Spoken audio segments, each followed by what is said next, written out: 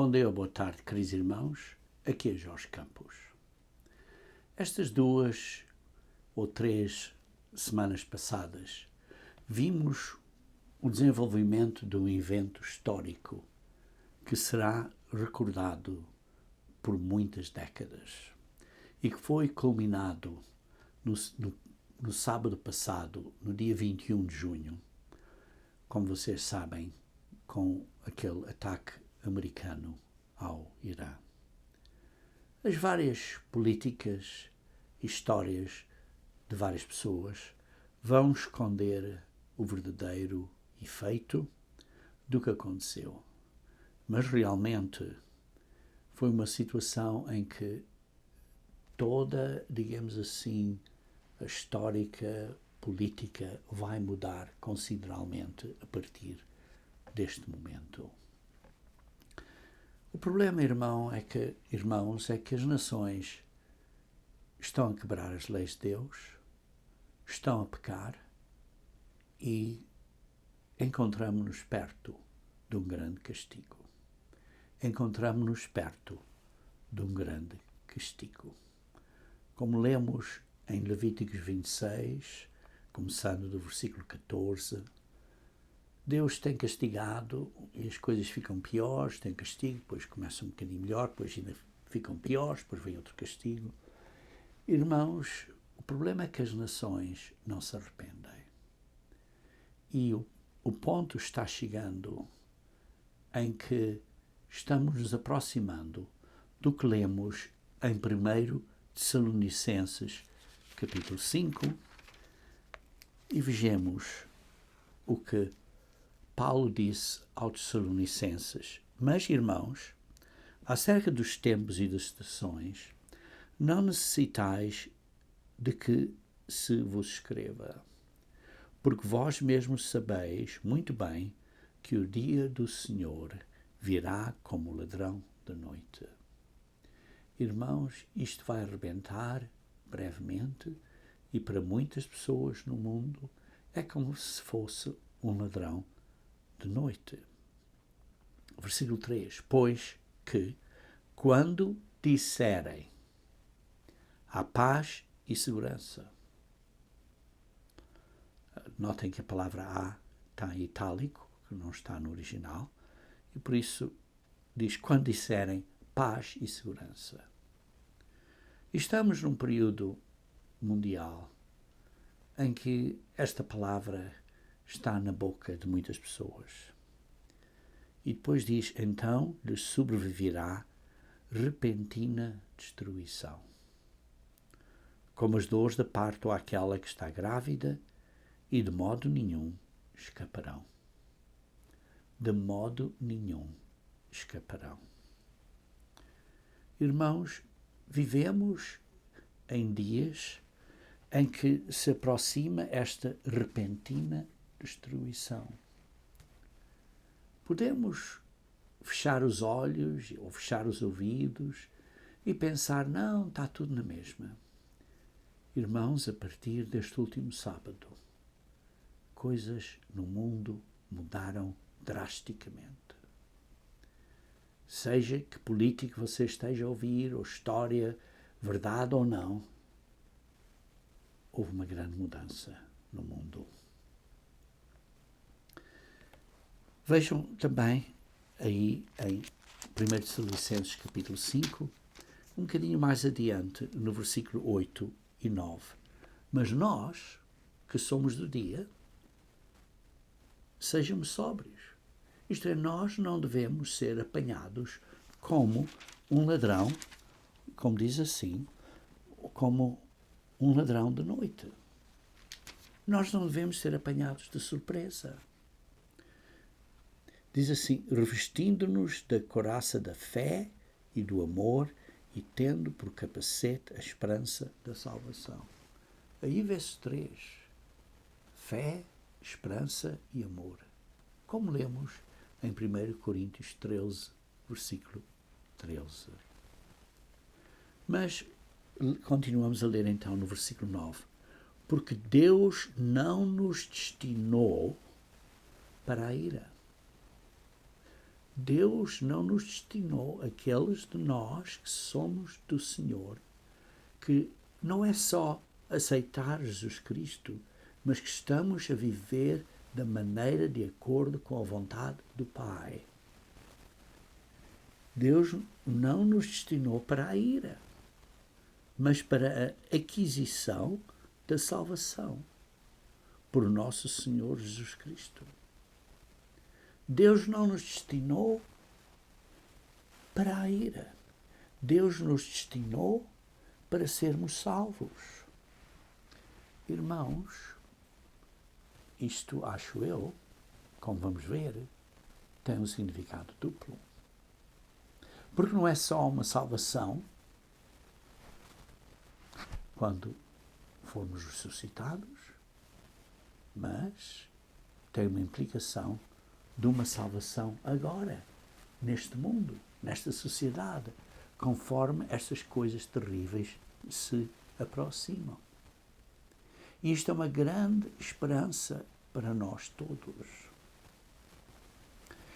Se continuarmos a ler, então, na seguinte epístola, a segunda epístola de Paulo aos Colossenses, começando a ler no capítulo 2, lemos: ora, irmãos, rogamo-vos pela vinda do nosso Senhor Jesus Cristo e pela nossa reunião com Ele, que não nos movais facilmente do vosso entendimento, nem vos perturbeis, quer por espírito, quer por palavra, quer por epístola, como de nós, como se o dia de Cristo estivesse já perto.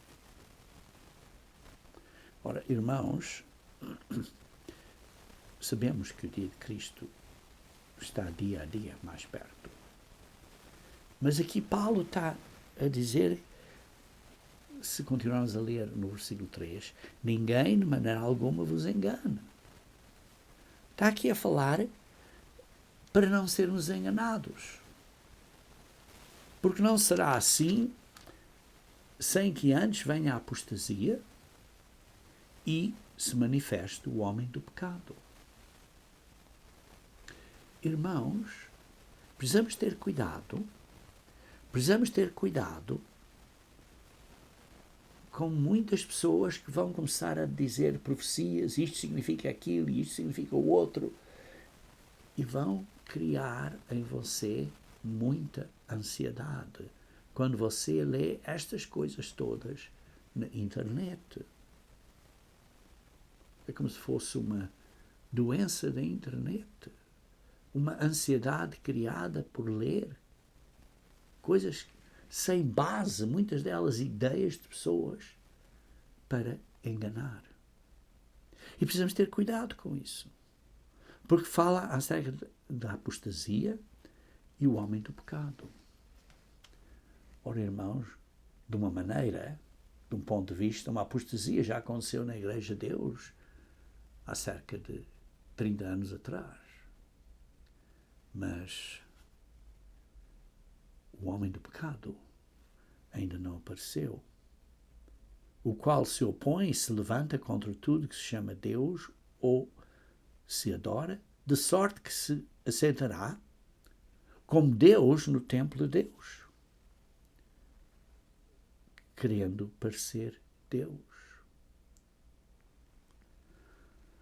Por isso diz, cuidado, não fiquem enganados com várias profecias e ideias que vão aparecer por aí.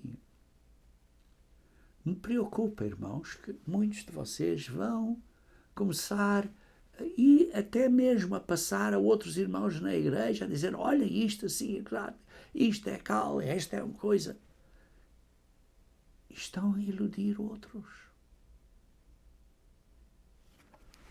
Irmãos, este mistério da injustiça, está claro, já opera, como lemos no versículo 7. Mas há um que agora o retém até que do meio seja tirado.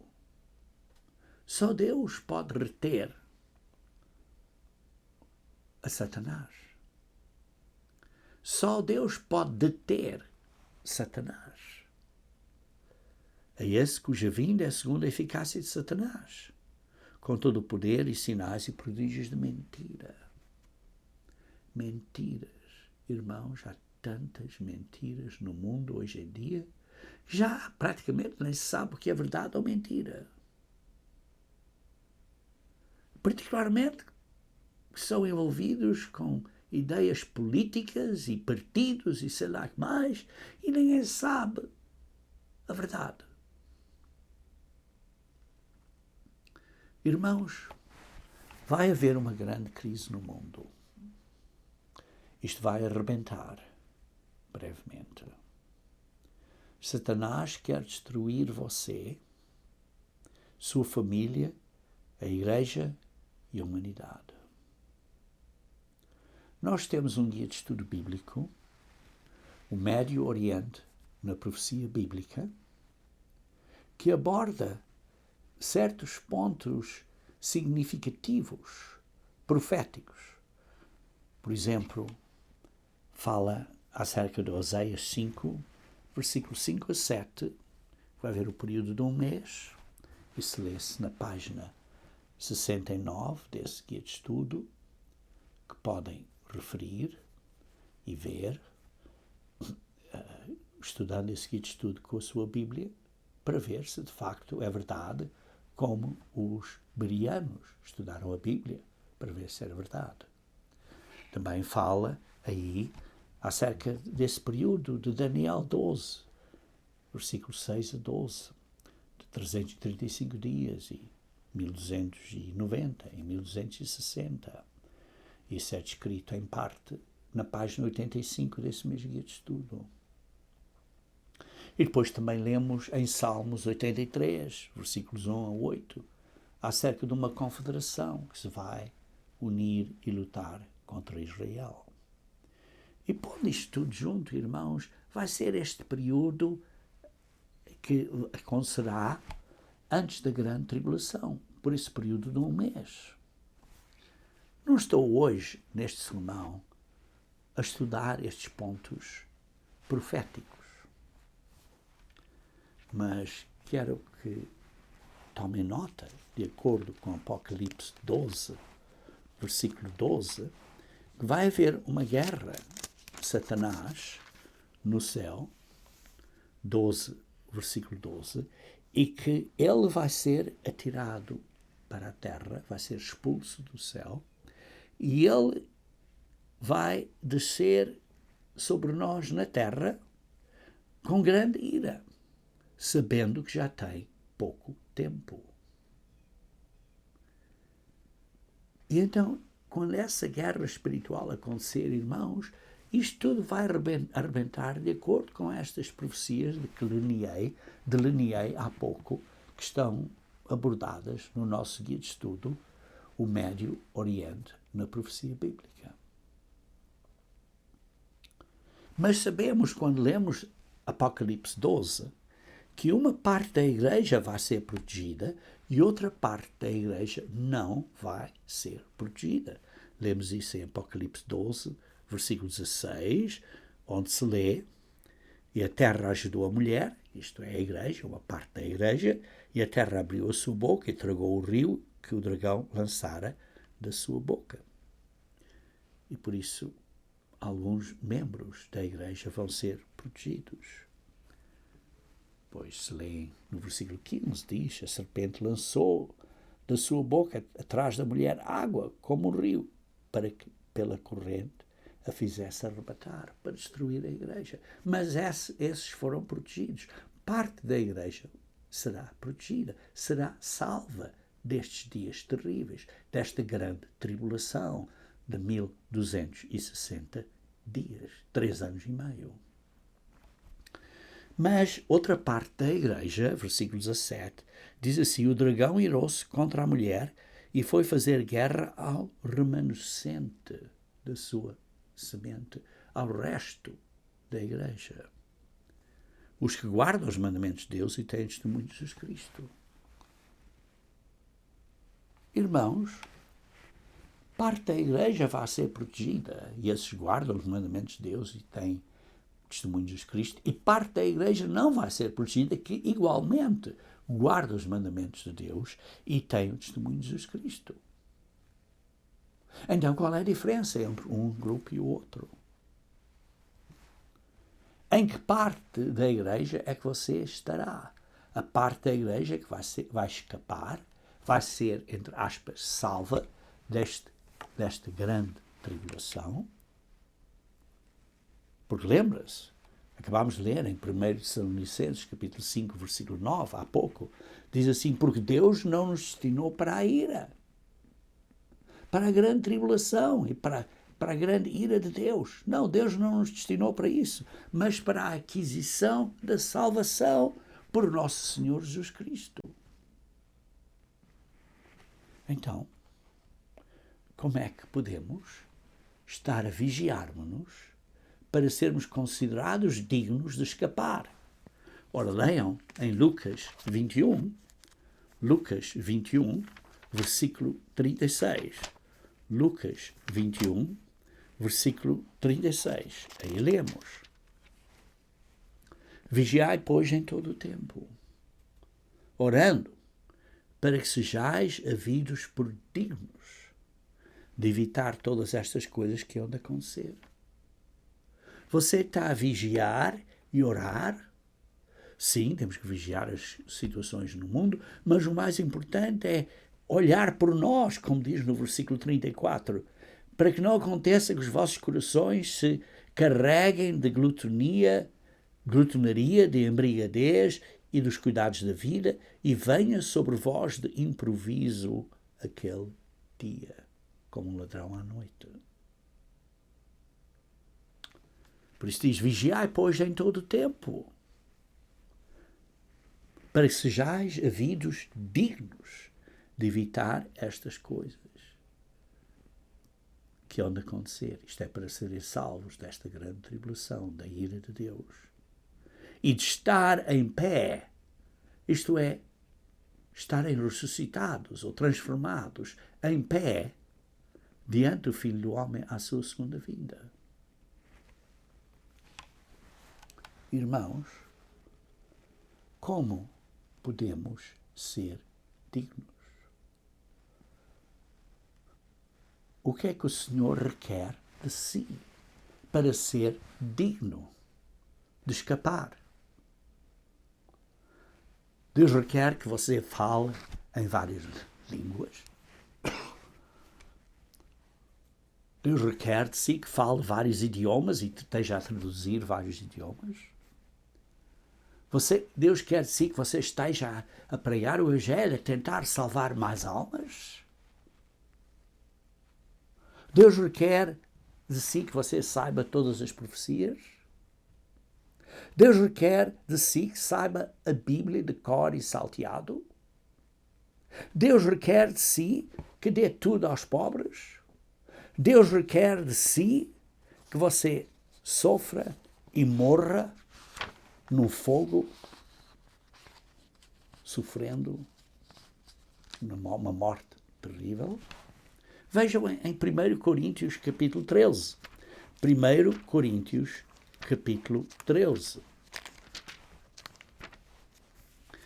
Começando no versículo 1.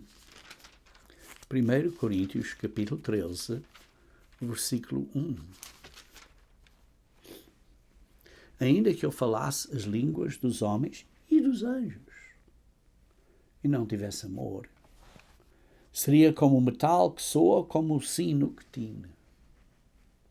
E ainda que tivesse o dom de profecia, conhecesse todos os mistérios e todo o conhecimento, e ainda que tivesse toda a fé, de maneira que transportasse os montes, e não tivesse amor, nada seria. E ainda que distribuísse toda a minha fortuna para o sustento dos pobres, e ainda que entregasse o meu corpo para ser queimado no fogo, e não tivesse amor, nada disso me aproveitaria. O que é que Deus requer de você? Está claro, é amor. O que é o amor? Amor é sofredor, é benigno. O amor não é invejoso. O amor não trata com leviandade. Não se ensoberbece.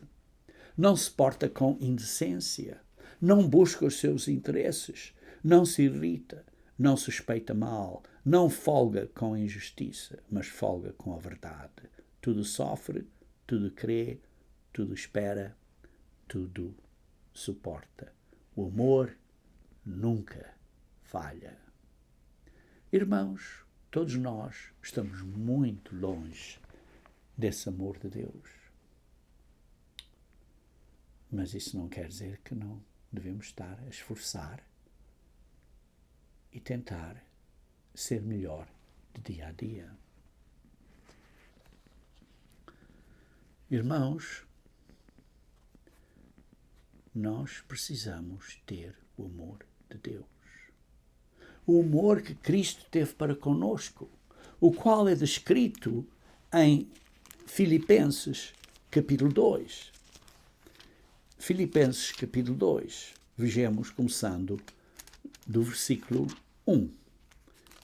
E Filipenses, capítulo 2, versículo 1. Portanto, se há algum conforto em Cristo, se há alguma consolação de amor, se há alguma comunhão no Espírito, se temos a mesma mentalidade, a mesma maneira de ver as coisas, se alguns estranháveis afetos e compaixões, completai o meu gozo, para que sintais o mesmo, tendo o mesmo amor, o mesmo ânimo, o mesmo sentido, sentindo uma mesma coisa, tendo o mesmo espírito, a mesma desejo, a mesma vontade, a mesma intenção. Nada façais por contenda ou por vanglória. Quantas vezes é que fazemos coisas por contenda ou por vanglória? Mas por humildade, cada um considera os outros superiores a si mesmo. Não atende cada um para o que é propriamente seu, mas cada um também para o que é dos outros. Estamos a dar atenção ao que é dos outros com mais cuidado do que é para nós? De sorte que haja em vós o mesmo sentimento, o mesmo espírito, a mesma emoção, a mesma mentalidade que houve também em Cristo Jesus.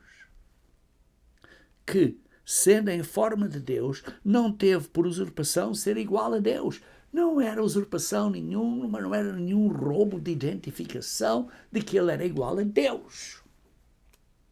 Mas fez a si mesmo de nenhuma reputação. Se esvaziou, isto é, tomando a forma de servo, fazendo-se semelhante aos homens.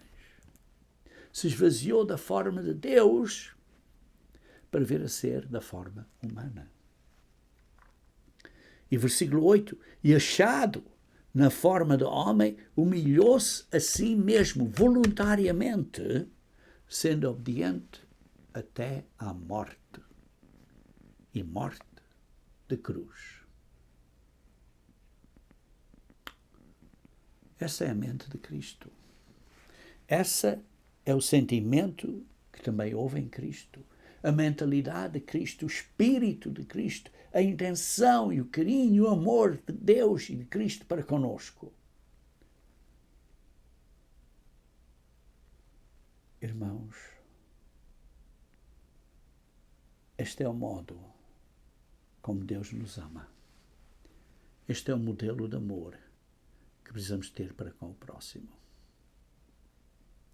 Em Efésios, capítulo 4, começando no versículo 13. Efésios, capítulo 4, começando no versículo 13. Diz assim: até que todos cheguemos à unidade da fé. Irmãos, temos que chegar a esta unidade da fé, a esta união na doutrina, na sã doutrina, e ao conhecimento do Filho de Deus. Sabermos que tipo de pessoa Cristo é, para nós virmos a imitá-lo. Para chegarmos a esse conhecimento, para chegarmos a esse homem perfeito, para chegarmos à medida da estatura completa de Cristo.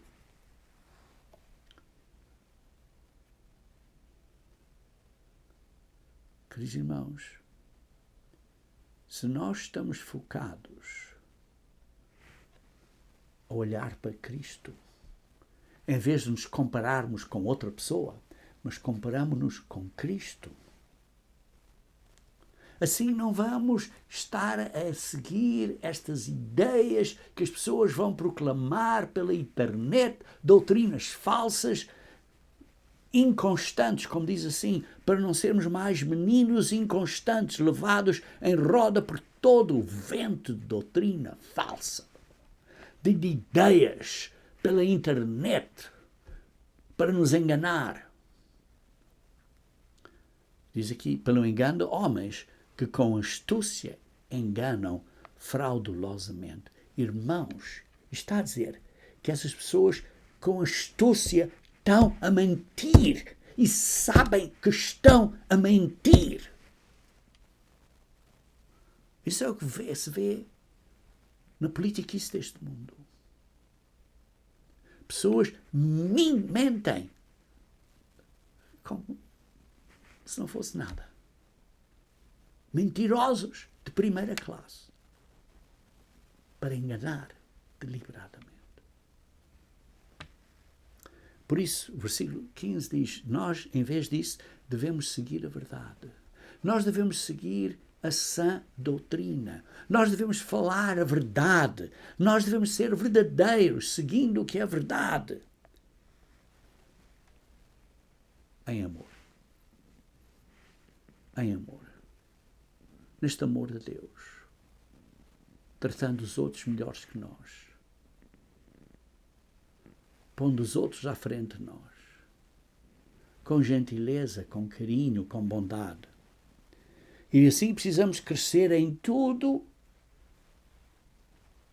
naquele que é a cabeça, Cristo. Precisamos crescer em tudo para virmos a ser como Cristo é.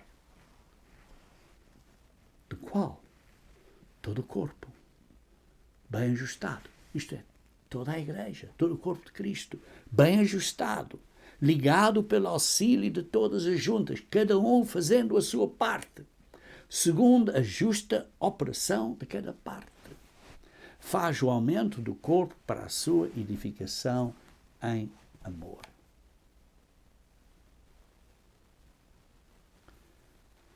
Irmãos, precisamos seguir a verdade, dizer a verdade, mesmo que nos magoe.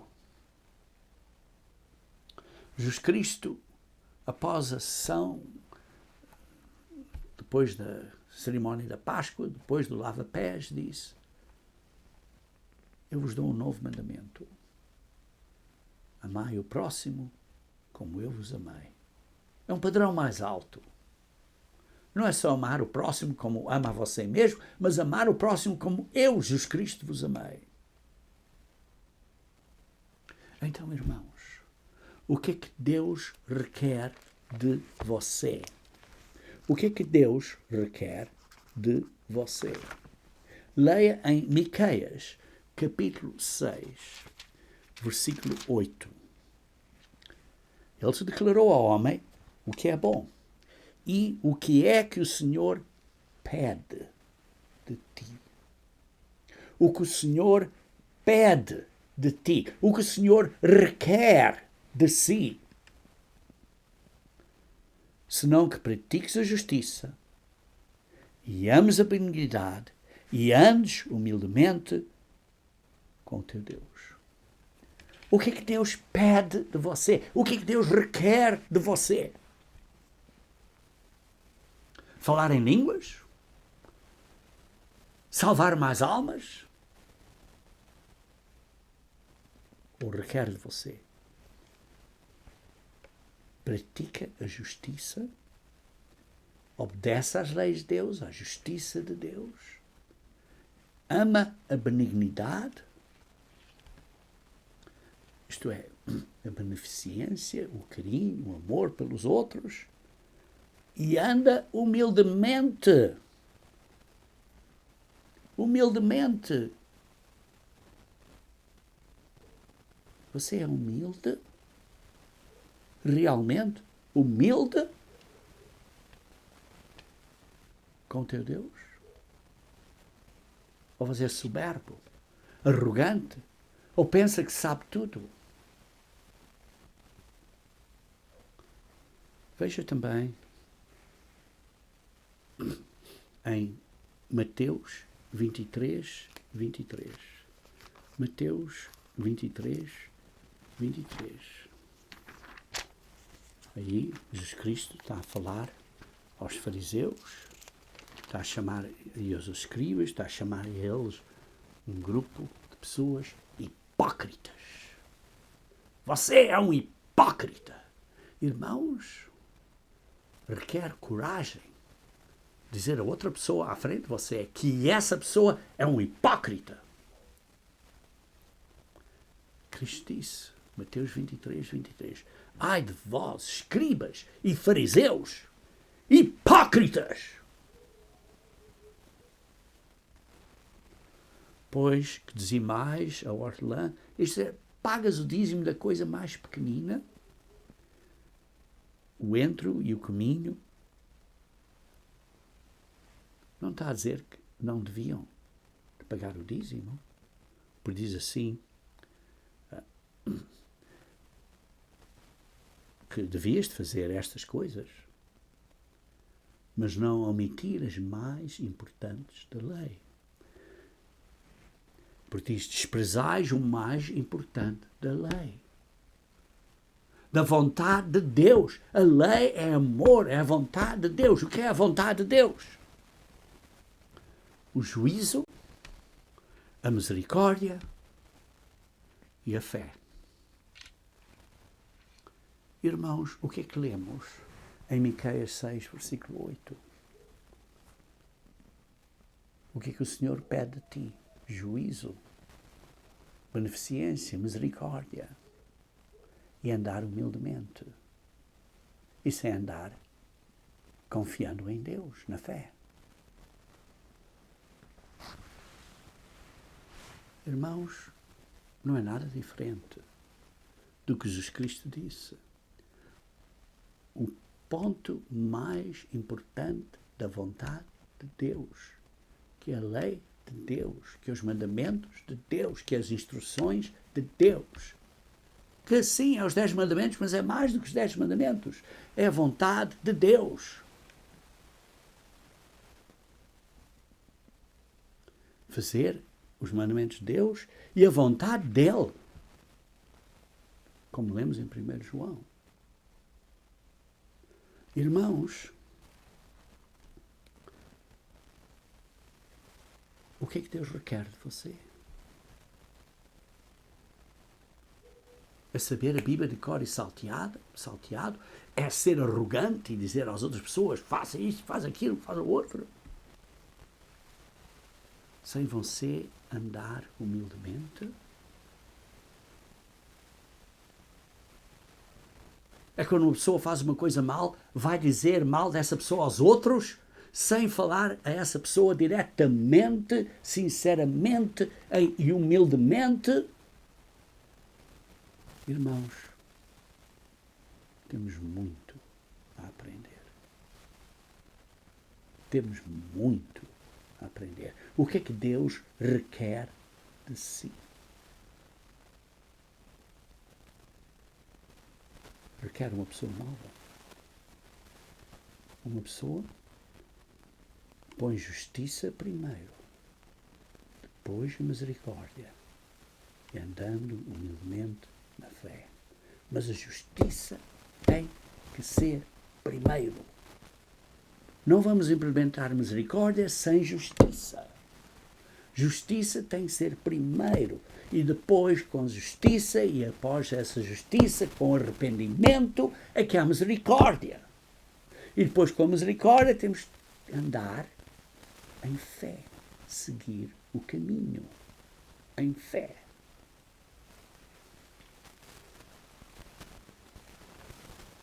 Leiam Oséias, capítulo 12. Oséias, capítulo 12.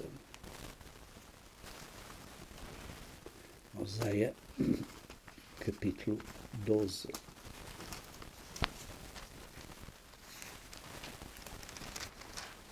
Vejamos versículo 6. Pois tu converte-te a teu Deus. Arrependa-te. Guarda a benevolência e o juízo. E em teu Deus espera sempre. Para arrependimento tem que haver juízo primeiro. E guarda a benevolência. Precisamos ser misericordiosos e perdoar aos outros se queremos receber perdão. E em Deus espera sempre. Anda em fé, esperando confiantemente em Deus. Irmãos, não é nada diferente. Isso é o que Deus espera de você. Veja Efésios capítulo 4. Efésios capítulo 4. Começando no versículo 1. Rogo-vos, pois, eu, o preso do Senhor, que façam o quê? Que andeis como é digno da vocação com que fostes chamados. Você foi chamado e foi escolhido porque você respondeu à chamada e agora tem que andar digno dessa chamada, dessa vocação, dessa profissão para que você foi chamado.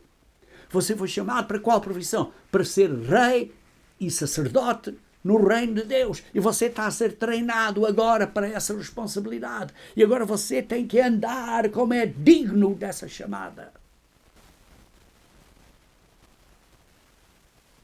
O que é que Deus quer de você? Falar em línguas? Salvar mais almas?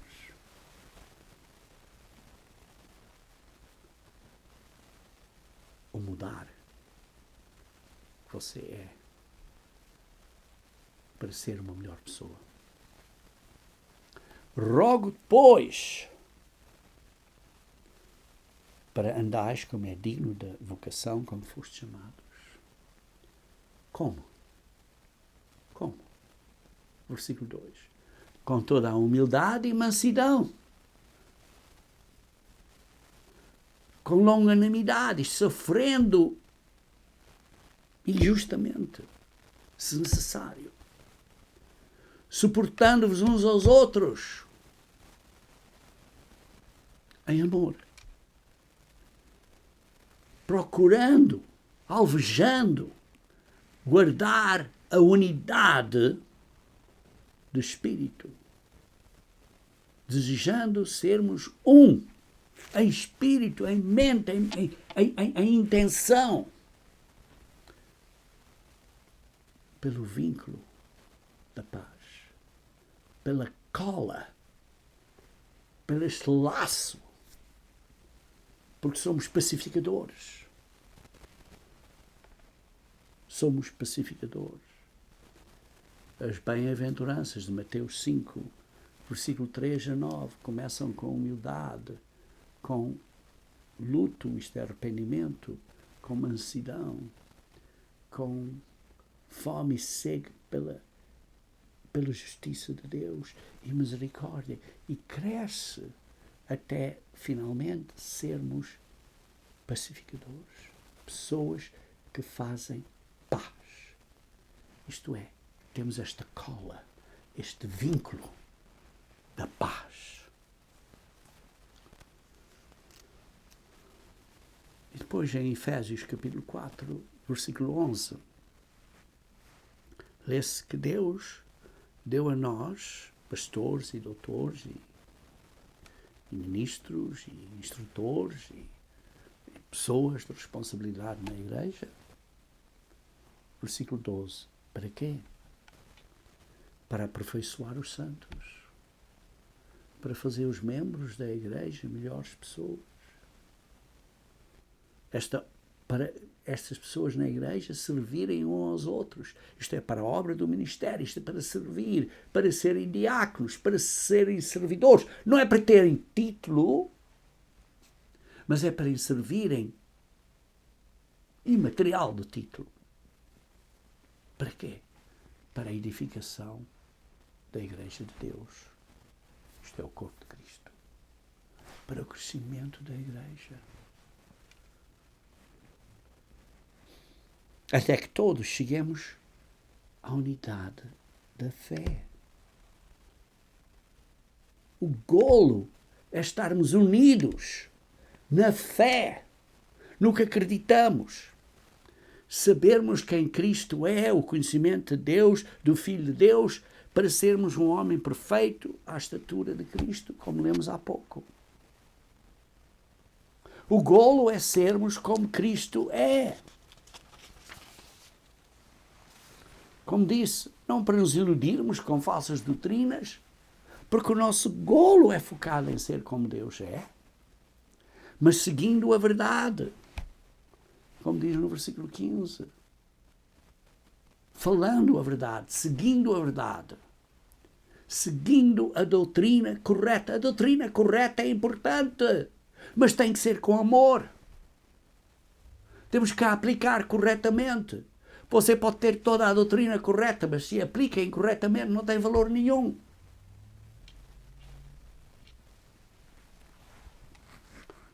Você tem toda a sabedoria técnica de todas as profecias, de todos os idiomas, de dar tudo até ser queimado no fogo, mas não tem amor, não vale nada. Precisamos de crescer na graça e no conhecimento de Jesus Cristo, que é a cabeça da igreja. Como diz no versículo 15. Crescemos em tudo naquele que é a cabeça, Cristo, do qual todo o corpo está ajustado e unido. Irmãos, esta é a visão da igreja. Para sermos liderados pelo Espírito de Deus, bem ajustados, ligados pelo auxílio de que todos os membros, cada um cooperando e fazendo a sua parte na igreja, crescendo em amor para cumprirmos o grande propósito de Deus para nós, que é trazer muitos filhos à glória. E por isso não andamos como o resto do mundo. Como diz no versículo 17, não andeis mais como andam alguns dos outros gentios na vaidade da mente deles. Não andeis como o mundão.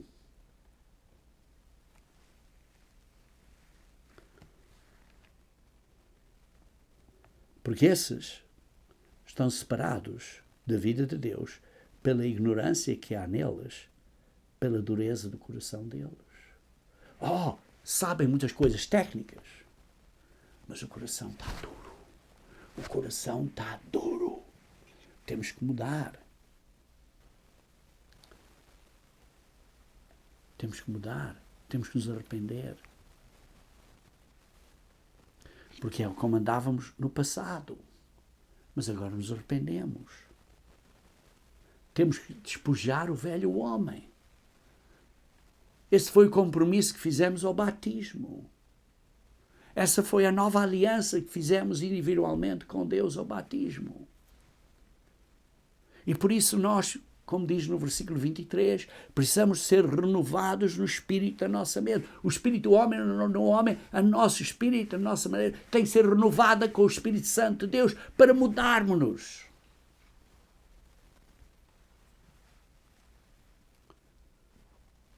Para termos que ser um novo homem, criado em santidade. Existe um provérbio muito interessante, e mantenham aí o dedo nesta secção de Efésios, mas quero brevemente apontar a vocês um provérbio muito interessante, que é o provérbio 16, versículo 32. Provérbio 16, versículo 32.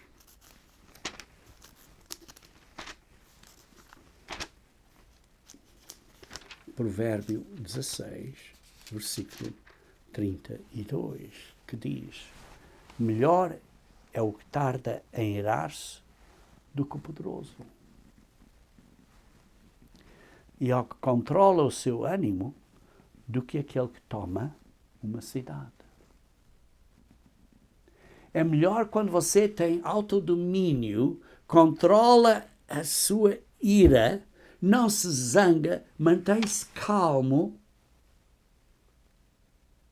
É melhor isso do que ser um governante de uma cidade.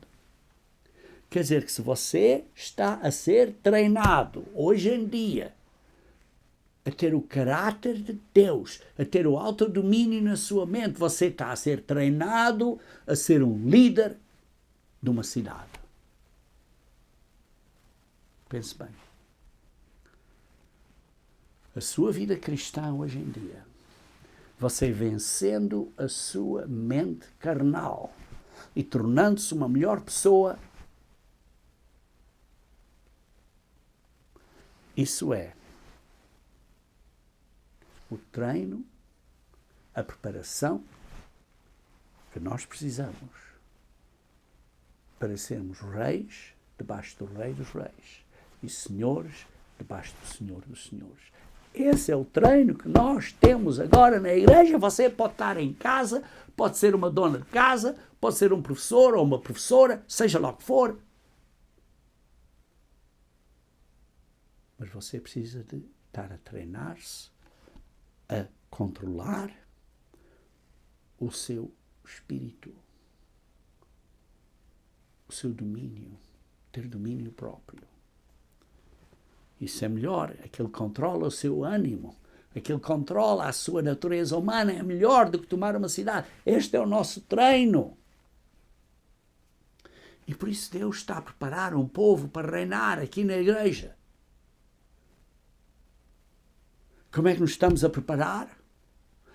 A cuidar uns dos outros, a ter domínio próprio quando sofremos incorretamente, isto é, sermos longânimos, tratar os outros com carinho, perdoar os outros quando nos magoam,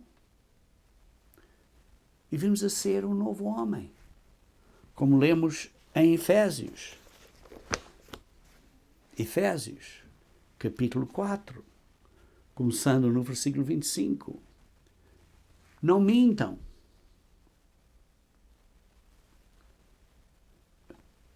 Não fiquem com raiva. Versículo 26. Não deis lugar ao diabo. Controla o teu domínio.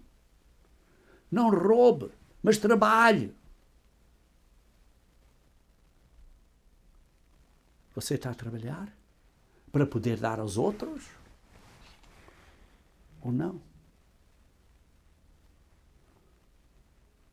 Não saia da vossa boca nenhuma coisa errada, como diz no versículo 29, mas tudo que é bom para edificar os irmãos e a igreja. E por isso, se fizermos isto, estamos a seguir o Espírito Santo de Deus e por isso não estamos a entristecer a vontade do Pai.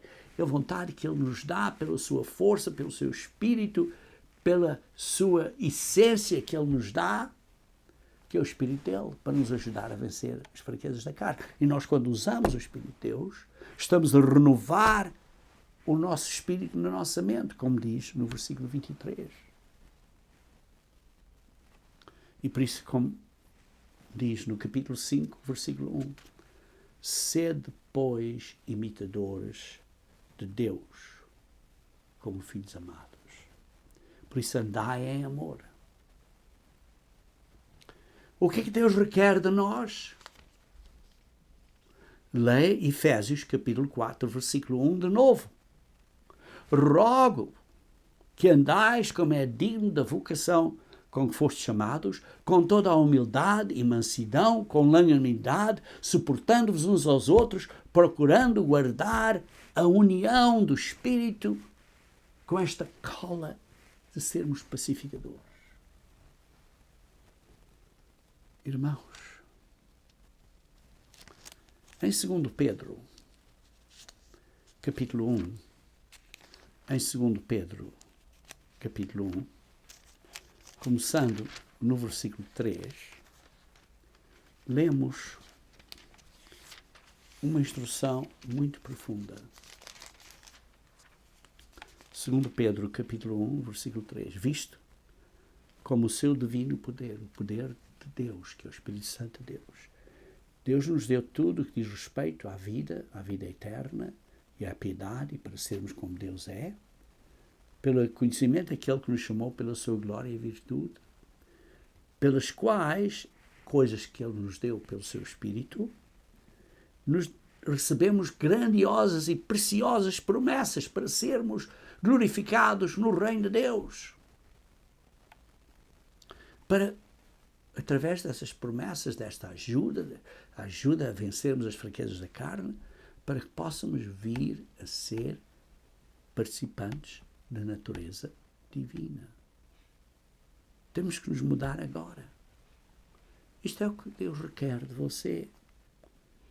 Escapando a corrupção que há no mundo, este pecado do mundo, e por isso sejam diligentes, esforcem-se, como diz no versículo 5, acrescentando à nossa fé, à nossa crença, à nossa prática cristã, termos virtude, sermos limpos, virtuosos, e saber mais o que é a vontade de Deus.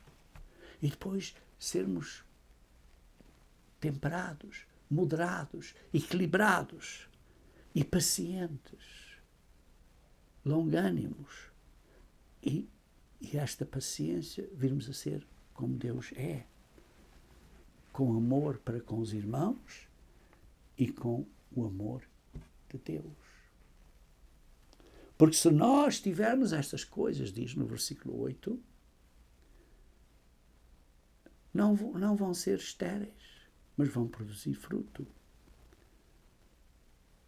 Porque estão a crescer no conhecimento de Jesus Cristo. Mas se você não pratica estas coisas, se isto não existe em você, você é cego. Isso não é o que Deus requer de você. Deus quer que você veja e que não se esqueça que você precisa de mudar. Não pode ficar cansado, mas tem que continuar. Portanto, irmãos, versículo 10, procurai fazer cada vez mais firme a vossa vocação e eleição. Sejam dignos da chamada da vossa vocação e eleição. Porque fazendo isto, nunca jamais tropeçareis.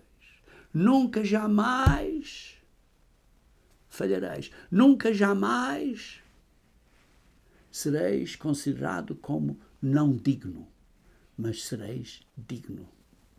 Porque assim vos será amplamente concedida a entrada no reino de Deus. É deste modo que vocês vão entrar no reino de Deus, na entrada do reino eterno do nosso Senhor e Salvador Jesus Cristo. Por isso não deixarei de encorajar a vocês sempre acerca destas coisas.